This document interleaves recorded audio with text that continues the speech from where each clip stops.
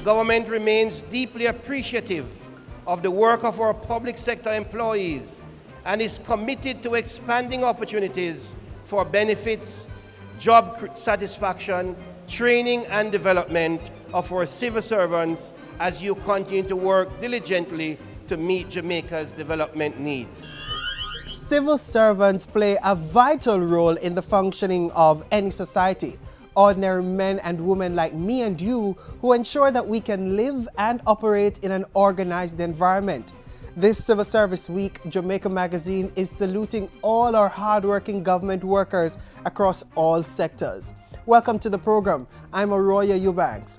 In today's show, government consults members of the public about the Flexi Workweek Act, hear how this legislation affects those in both the public and the private sector.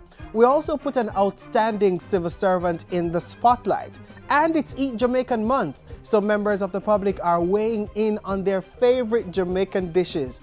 We get right into the package and start things off with this important message.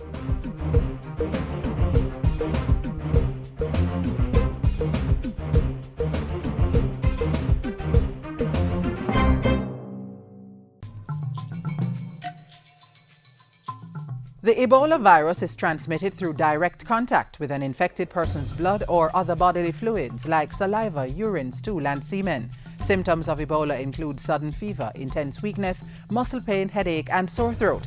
This may be followed by vomiting, diarrhea, and rash, and in some cases both internal and external bleeding, leading to death. Protect yourself. Avoid travel to Ebola-affected countries. Avoid contact with infected persons. Don't touch the body of someone who has died from Ebola. Wash hands frequently with soap and water and use an alcohol-based hand sanitizer. To know more, call 1-888-663-5683.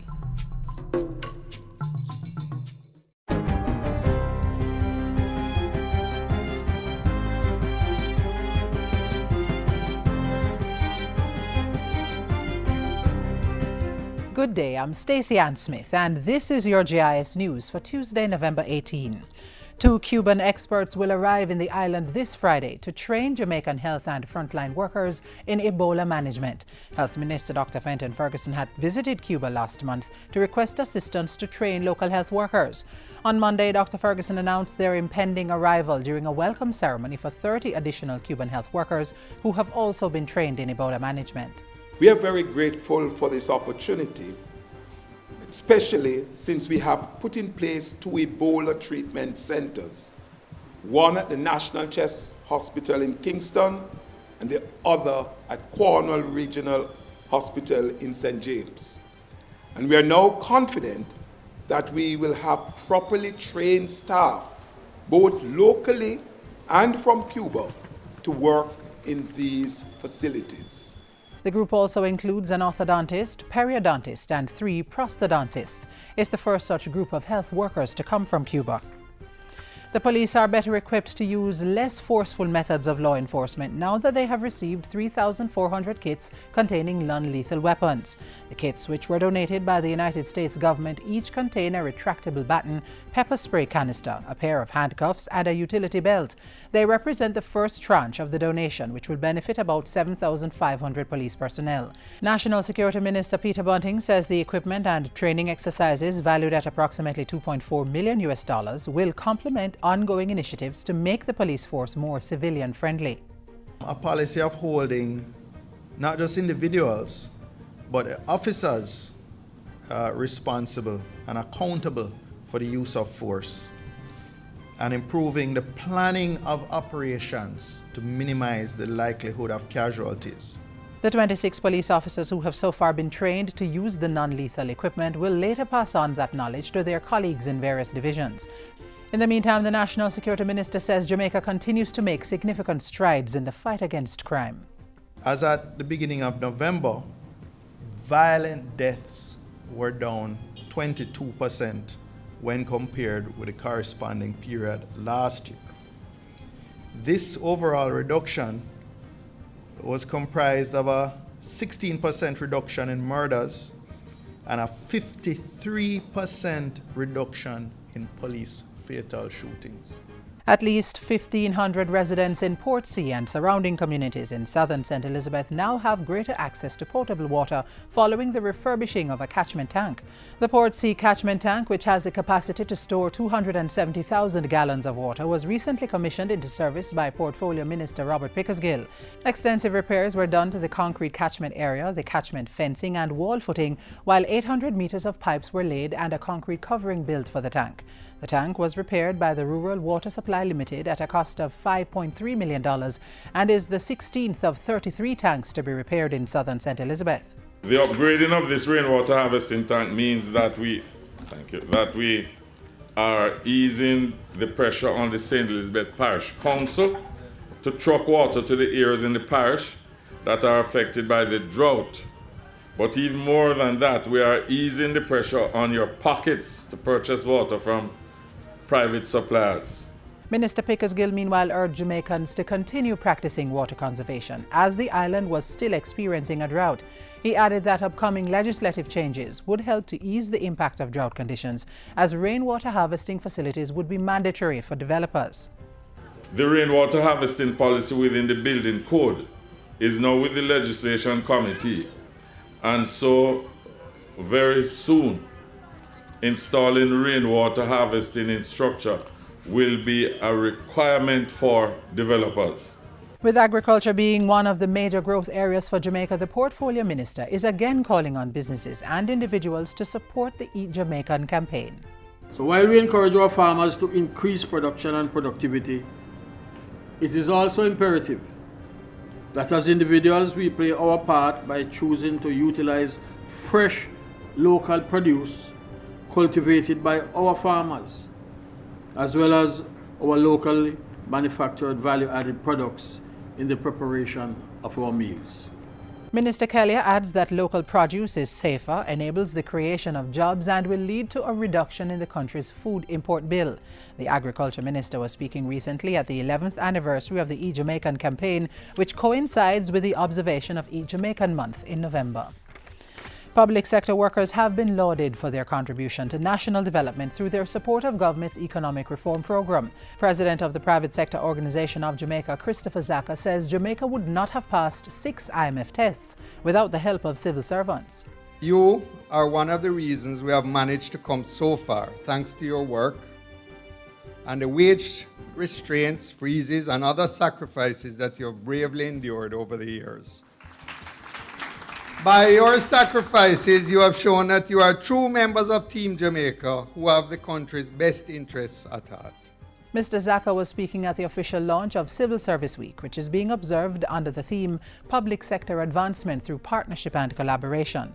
Sean Barrow, a senior customs officer at Jamaica Customs, was named Civil Servant of the Year 2014 at the function.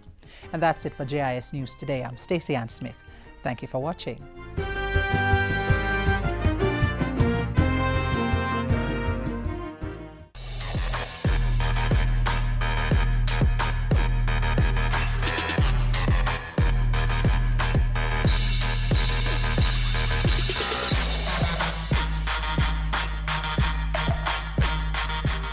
Public sector advancement through partnership and collaboration. That's the theme for Civil Service Week, being observed from November 16 to 21. The government is well aware that we need the full cooperation of everyone, particularly those in the public sector, for Jamaica to forge ahead. An important piece of legislation, the Flexible Work Arrangements Act, was passed in recent times. Civil servants, do you know how this will affect you? Get some of your questions answered now. Everybody must work. I don't like that. Work. Everybody must work. Young or old, work harder. Everybody must work. No longer are we insisting on 9 o'clock until 5, but employers and workers can now come together and arrange times convenient to them for the work to be done, right? So it's in essence, that is what we are here going to be discussing. And with that, discussions got underway as Montegonians joined other stakeholders and interest groups to listen and share their views on the implementation of the Flexible Work Arrangements, more popularly referred to as the Flexi Work Week Bill. Montego Bay has a tradition that has set the pace for the Flexi Week. In our service industry, in the hospitality industry, and in more recent times, our business processing operations and outsourcing, we have to flex the time to match the services that we offer. Our hotel industries have to run 24/7s.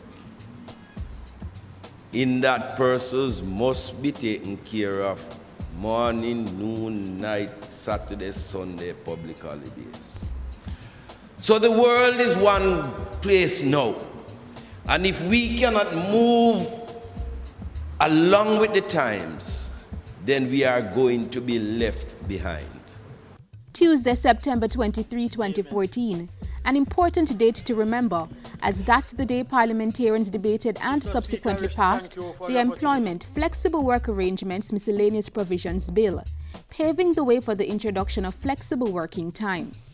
The Flexi Work Arrangement is intended to increase employment opportunities, enhance productivity, and give employees and employers space to select the best working schedules and time suited for their needs. This is part of the exercise that this government is committed to, the whole business of participation, accountability, and responsibility. This is not only because it is also a requirement of the International Monetary Fund. It is one of the benchmark pieces of legislation that we have to enact. But it is because more so that it is important for the Jamaican people to enact this legislation for their own benefit. That point was also brought home to citizens at the Montego Bay consultation on the legislation. There are variations in the starting and end time of the workday. So some persons could be starting 7:30, some 8:30, some 10:30. There is room for negotiation of the number of hours to be worked each day. Is it going to be 10 hours, 8 hours still, 12 hours, for example? The employer and employee could also negotiate the number of days the employee should work each week to complete the 40 hours. So it would not have to be 5 days.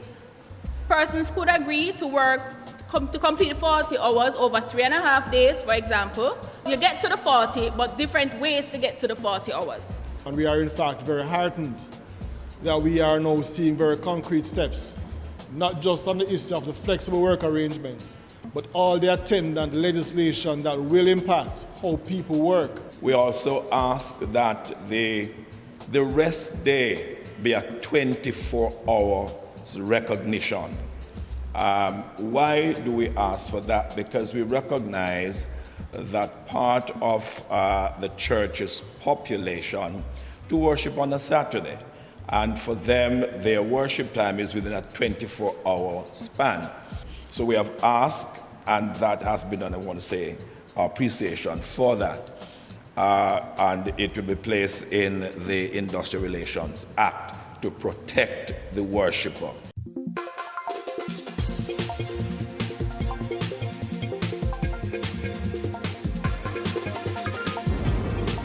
What plans and programs do the government have through the Ministry of Labour to ensure that the program is successful? It is our responsibility at MLSS to monitor its implementation. We intend, in a very robust way, to ensure that we monitor this particular bill to make sure that there is no form of discrimination that is meted out to anyone. What about the employer? What about the employer? Where is his rights? This bill does not give the worker any more rights than the employer. What we're saying here, everything is a negotiation. My observation vis-a-vis question is in regards to public and civil servants. Currently, we are unable to be engaged in any other form of employment. Unlike other countries, how will it affect our terms of employment as it relates to public and civil servants engaging in flexi 12-hour week, 12-hour days, etc., as laid out in the bill. We do have in the staff orders provisions for flexible work arrangements. We do also have in the staff orders provisions for persons who want to pursue private work. What it is saying is that you need to declare and ensure there is no conflict of interest. And once that is not a danger, there is nothing to say that public employees cannot engage in private work. However, we have asked for some more deliberate wording to be put in there. Two questions. One has to do with whether or not there is going to be any form of material produced where persons will be able to find answers to some of the basic questions. Indeed, there will be a reference book, reference guide for workers as well as employers. We are going to be engaged in a program so that we get it, the sensitization on a wider basis. We need it. The country needs it. So whatever the kinks are in the system, we have to work them out.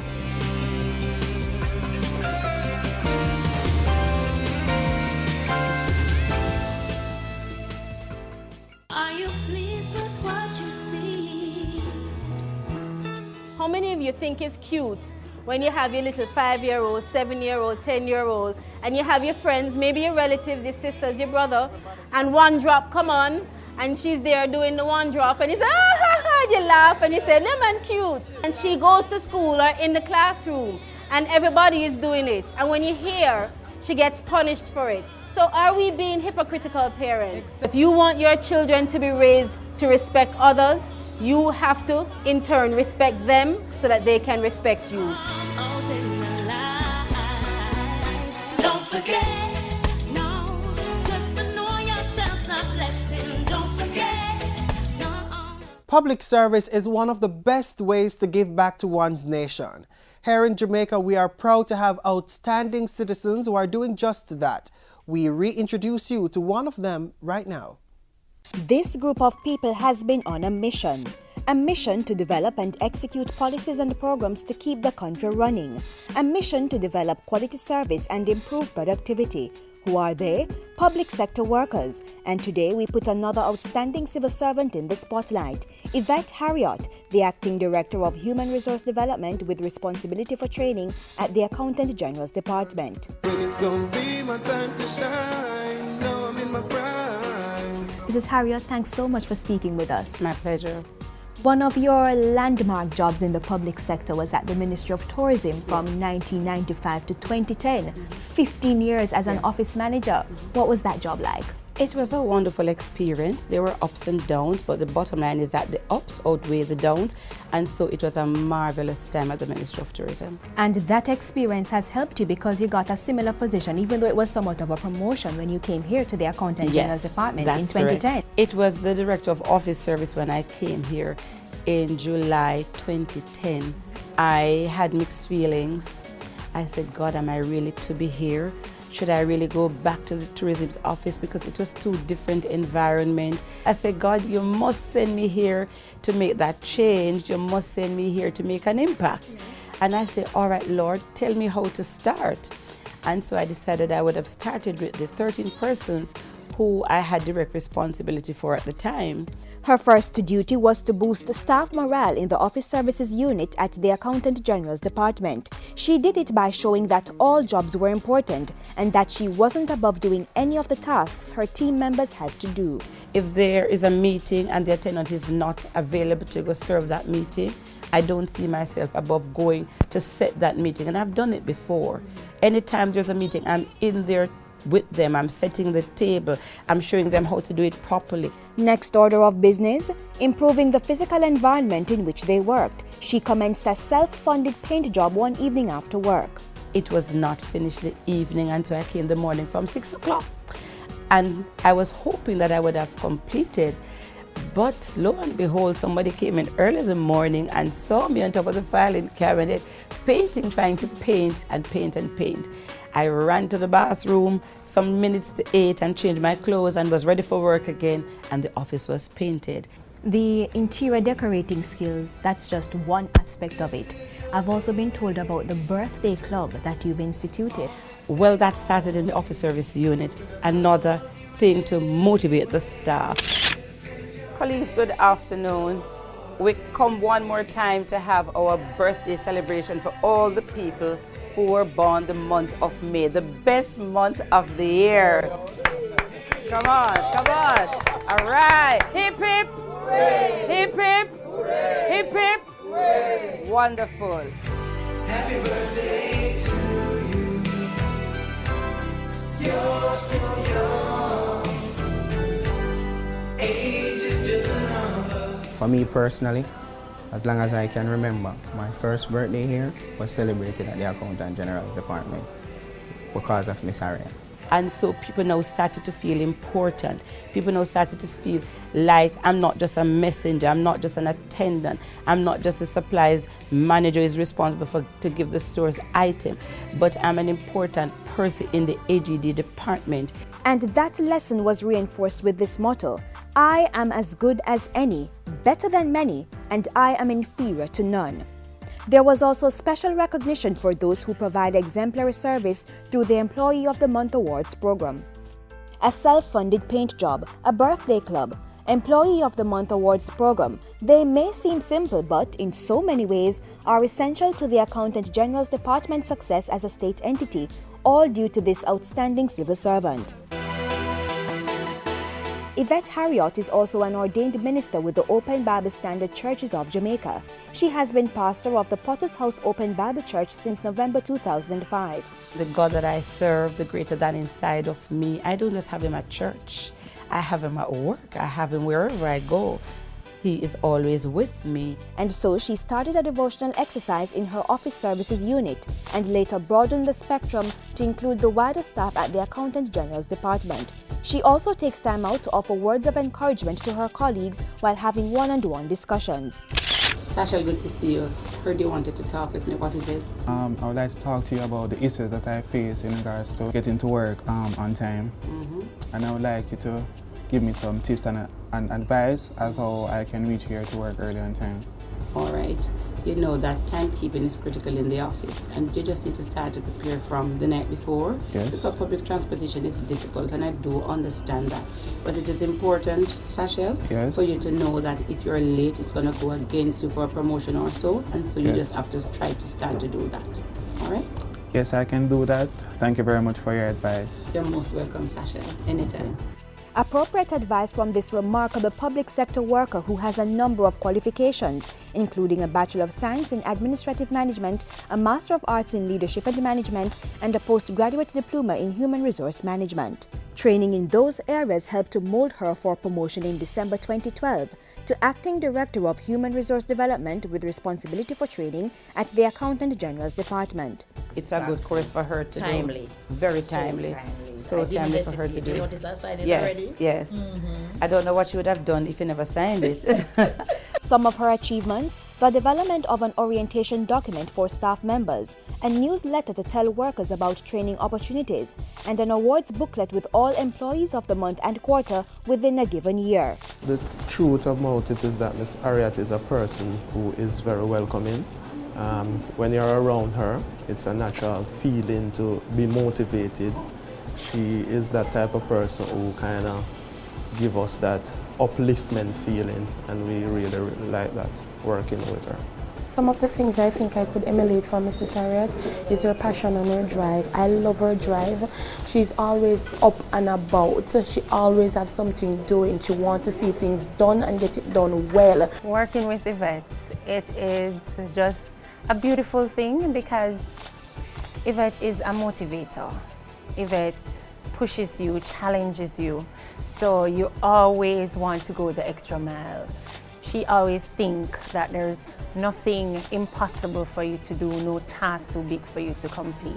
But Yvette Harriott has a challenge. An injury on the job at another organization left her with what she says is an incurable condition: complex regional pain syndrome. It's my right foot that was damaged. It is swollen, I have to walk on the side, so it affects my gait. It is now affecting my left foot, but I press along, I push along, because I'm not going to allow that to stop me from doing what I have to do. So she continued to provide exceptional service to the Accountant General's Department, leading to national recognition, nominee for the 2013 Civil Servant of the Year. And with this quote serving as an inspiration, a comforting word to other public sector workers. And once you can convince yourself like that way, then you will be energized to go forward, regardless of what might be there, regardless of the challenges that may present themselves before you, because you're going to tell yourself, I must make an impact, I must leave a trail behind, and you're going to make sure that you leave a very good trail, something that somebody can say, hey, Andrea was here, Andrea did this. Yvette Harriott, the Acting Director of Human Resource Development with responsibility for training at the Accountant General's Department, another remarkable civil servant contributing to national development. We are the champions of the world. Breadfruit, me love me breadfruit. Breadfruit, me say me love me breadfruit. Hey, breadfruit, me love me breadfruit. From the tree top to the root again. Breadfruit, me love me breadfruit. Breadfruit, me say me love me breadfruit. Breadfruit, me love me breadfruit. From the tree top to the root. Breadfruit, come here to Captain Bly. Go check your history book if you think of the lie. Breadfruit, green, sticky and round, and it nice, just like jam down. My breadfruit is versatile. You roast it, you fry it, you bake it, you boil. And sometime when it overripe, me just crush it up and yam it with tripe. Cause breadfruit, me love me breadfruit. Breadfruit, me say me love me breadfruit. Breadfruit, me love me breadfruit. From the tree top to the root.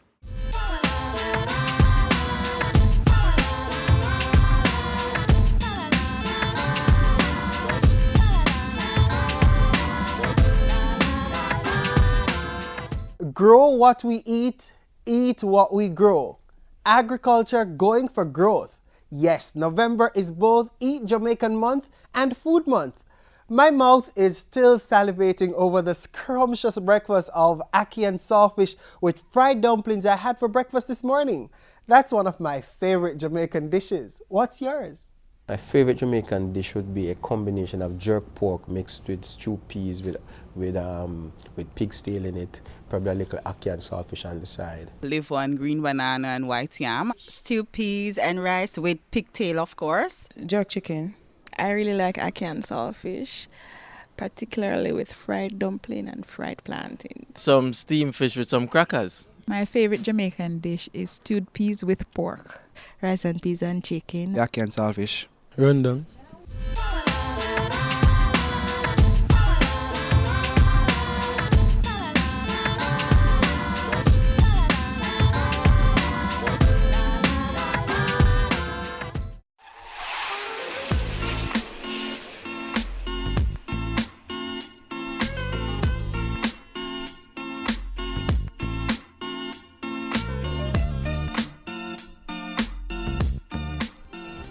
At the heart of being a civil servant is the chance to serve. That's what it's all about. So we continue to encourage our men and women who are choosing to serve. We'd love to hear from you, so send your comments about today's magazine by emailing us at jamaicamagazine@jis.gov.jm. We also invite you to visit our website at jis.gov.jm to find out about the latest news and happenings. You can also join us on our various social media platforms. On behalf of the hardworking JIS production team, I'm Arroyo Eubanks. Have a good one.